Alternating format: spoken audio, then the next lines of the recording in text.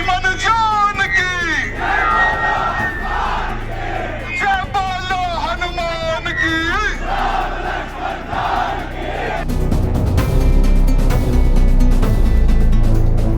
ममता बनर्जी बतौर बंगाल के मुख्यमंत्री और गृह मंत्री इस हिंसा के लिए सीधे तौर पर जिम्मेदार हैं। उन्होंने हिंदुओं को ये हिदायत भी दी कि मुसलमान इलाकों से ना गुजरें। रामनवमी पर सुलगे महाराष्ट्र, गुजरात और बंगाल। सुलगती कहानी का कौन है जिम्मेदार? क्योंकि आगे चुनाव है, इसीलिए तनाव है। 30 मार्च और दिन था रामनवमी का। इस दिन महाराष्ट्र, गुजरात और बंगाल नफरत की आग में धधक उठा। लोगों ने गाड़ियां फूंकी, पथराव किया और देखते ही देखते रामनवमी का जुलूस रणभूमि के अखाड़े में तब्दील हो गया। रामनवमी के दिन राम के नाम पर महाराष्ट्र, गुजरात और बंगाल में जमकर हिंसा हुई। पत्थरबाजी, आगजनी और तोड़फोड़ की गई। इस घटना में कई लोग घायल हुए, साथ ही लाखों का नुकसान भी हुआ। रामनवमी उत्सव मनाने के दौरान देश भर में 28 लोगों की मौत हो गई। ये रिपोर्ट देखिए। पश्चिम बंगाल के हावड़ा में भी रामनवमी जुलूस के दौरान हिंसक झड़प हुई। उपद्रवियों ने वाहनों में आग लगा दी। साथ ही महाराष्ट्र का संभाजीनगर का किराटपुरा इलाका रामनवमी की पूर्व संध्या पर मामूली सी बात पर जंग का अखाड़ा बन गया। मामला 2 युवकों की लड़ाई के बाद 2 संप्रदायों के बीच फैल गया, जिसके बाद लोगों ने एक दूसरे पर पथराव किया और धार्मिक स्थल के बाहर दर्जनों वाहन में आग लगा दी।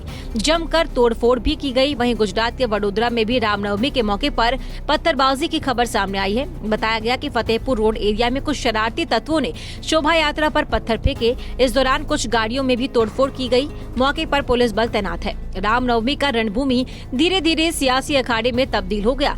बंगाल के हावड़ा में हुई हिंसा पर बंगाल के सीएम ममता बनर्जी ने इस हिंसे को दंगा का नाम दिया। ममता बनर्जी ने कहा, मेरे आंख और कान खुले हैं, मुझे सब दिख रहा है। मैंने पहले ही चेतावनी दी थी कि मुस्लिम बहुल इलाकों में शोभा यात्रा को लेकर ना जाए, उनको सावधानी बरतनी चाहिए। रामनवमी पर रैली निकाली गई तो हिंसा हो सकती है। शोभा यात्रा में बुलडोजर और तलवार लेकर आने की इजाजत किसने दी थी? इतना साहस उनके पास कहां से आया? इसका जवाब कौन देगा? हम सख्त एक्शन लेंगे। शोभा यात्रा निकाल रहे लोगों ने रूट क्यों बदला? उनका मकसद दूसरे समुदाय को नुकसान पहुँचाना था। वहीं इस मसले पर बीजेपी नेता और बंगाल विधानसभा में नेता विपक्ष शुभेंदु अधिकारी ने मसले पर ममता सरकार को घेरा है। उन्होंने कहा कि पिछले साल हावड़ा में इसी जगह पर हिंसा हुई थी। मैं किसी एक समुदाय को इसका जिम्मेदार नहीं ठहरा सकता। ये प्रशासन की विफलता है। कुछ हादसा हुआ, इसके लिए सीधा सीधा कोई कम्युनिटी जिम्मेदारी नहीं है। पुलिस और एडमिनिस्ट्रेशन का उसको इरेस्पॉन्सिबिलिटी कार्रवाई के लिए हुआ। हावड़ा में पिछले बार भी जो स्थान में हुआ था वहाँ पुलिस का कोई प्रोटेक्शन नहीं था, अरेंजमेंट नहीं था। उपद्रवियों ने कुछ हादसा हुआ। वहीं संभाजीनगर में रामनवमी के दिन 2 गुटों के बीच हुई झड़प के मुद्दे पर उद्धव ठाकरे गुट के सांसद संजय राउत ने गंभीर आरोप लगाए। उन्होंने कहा कि यह सब कुछ सरकार के इशारे पर हुआ। बड़ा इशू महाराष्ट्र में लॉ एंड ऑर्डर का है, क्योंकि गृह मंत्रालय, पुलिस, सरकार का यहाँ कोई अस्तित्व ही नहीं।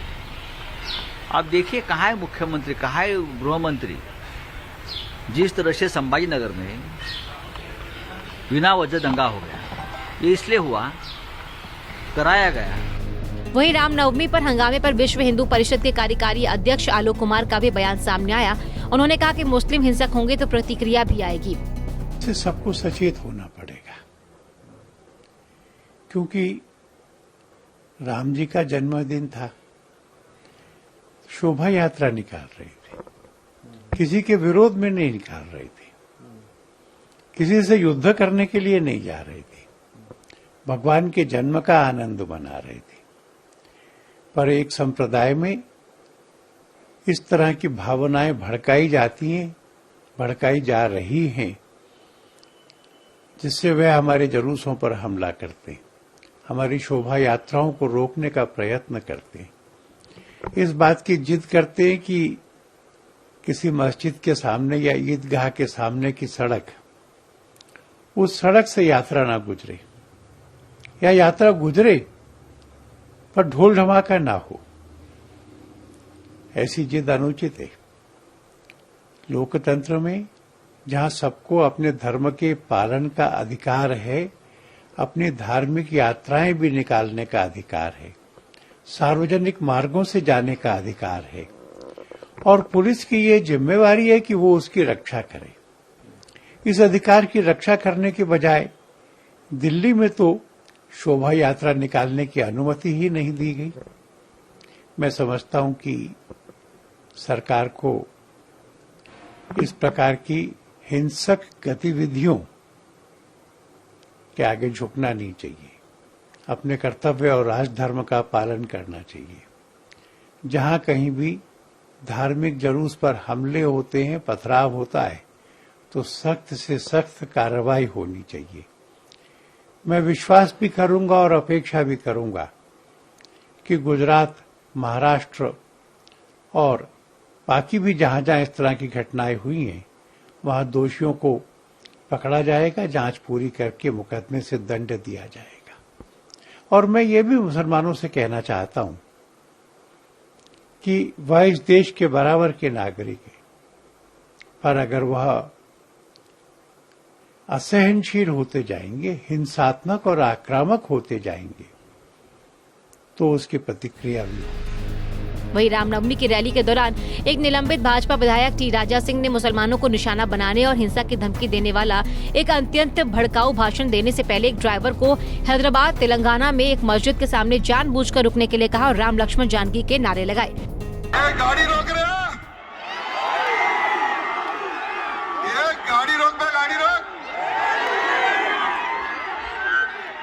राम लक्ष्मण जानकी, जय बोलो हनुमान की।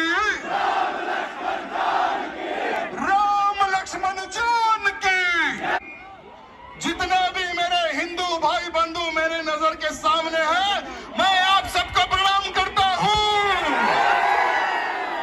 जो इतनी बड़ी संख्या में हर वर्ष की भांति इस वर्ष भी रामनवमी शोभा यात्रा को सफल एक धक्का लगाया था, आज अयोध्या में भव्य राम मंदिर बन रहा है।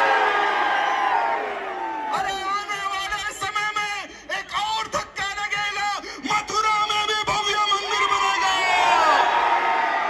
अरे एक और धक्का लगेगा, काशी में भी मंदिर बनेगा। तो इस बार की रामनवमी का उत्सव कई राज्यों में हिंसा की भेंट चढ़ गया। सियासी वार पलटवार भी शुरू हो गई। ममता बनर्जी बतौर बंगाल के मुख्यमंत्री और गृह मंत्री इस हिंसा के लिए सीधे तौर पर जिम्मेदार हैं। जब बंगाल में 10,000 से अधिक रामनवमी के जुलूस निकल रहे हैं, उस दिन ममता बनर्जी हिंदुओं की भावनाओं को, उनकी आस्थाओं को दरकिनार करके धरने पर बैठी हुई थी। जब उनको प्रशासन और पुलिस बंदोबस्त देखना चाहिए था, तो वो राजनीति कर रही थी। साथ ही में उन्होंने हिंदुओं को ये हिदायत भी दी कि मुसलमान इलाकों से ना गुजरें। आज़ाद हिंदुस्तान में मुसलमान इलाके क्या होते हैं, ये हमारी समझ से परे है। लेकिन उन्होंने कहा कि रमज़ान के महीने चल रहे हैं, इसलिए मुस्लिम इलाकों को न छुआ जाए। वो ये भूल गई कि हिंदू भी नवरात्र का व्रत रख रहे हैं। तमाम वाक़े के बीच अब सवाल ये उठता है कि आखिरकार इस हिंसक झड़प का जिम्मेदार कौन है, क्योंकि एक तरफ रामनवमी हिंदुओं का महत्वपूर्ण त्योहार, तो दूसरी तरफ मुस्लिमों का रमजान का महीना। दोनों के लिए माँ बेहद ही खास है और ऐसे समय में खासकर संवेदनशील एरिया में बड़ी मात्रा में पुलिस की तैनाती की जाती है। लेकिन इसके बावजूद इस प्रकार की घटना जो कहीं न कहीं प्रशासन के साथ साथ सरकार की कार्यप्रणाली पर भी सवाल खड़े करती है। कहीं ऐसा तो नहीं आगे चुनाव है इसलिए तनाव है। हमसे जुड़े रहने के लिए हमारे YouTube चैनल को सब्सक्राइब करें और नई वीडियो की नोटिफिकेशन के लिए बेल आइकॉन को दबाएं।